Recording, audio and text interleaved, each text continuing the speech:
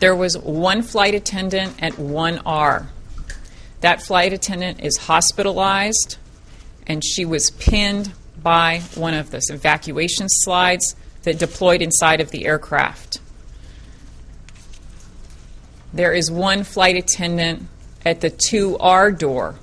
She was also pinned by one of the evacuation slides that deployed inside of the aircraft.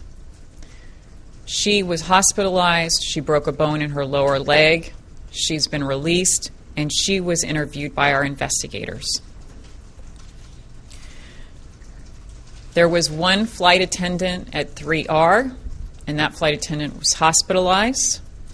And there are 4 flight attendants in the aft portion of the cabin near doors 4L and 4R.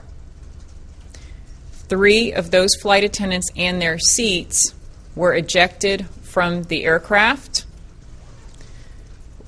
One of the flight attendants in the rear, in the aft cabin, was found inside the aircraft with the seat. All 4 of those flight attendants are hospitalized, and they were not interviewed. It is unknown at this time why the slides inflated inside the aircraft during the accident sequence.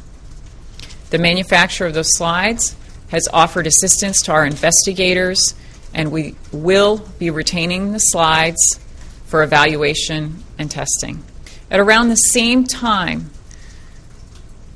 the flight attendant who was seated in 2L, and this was the senior flight attendant who was also trained as a cabin manager, he stated he looked to 2R and he could see fire outside of the window.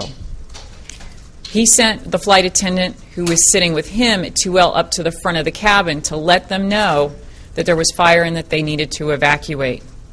We talked about that in order to get certified, an aircraft manufacturer has to show that a fully loaded aircraft can be fully evacuated within 90 seconds. What we saw here was that the first doors and slides weren't opened for about 90 seconds.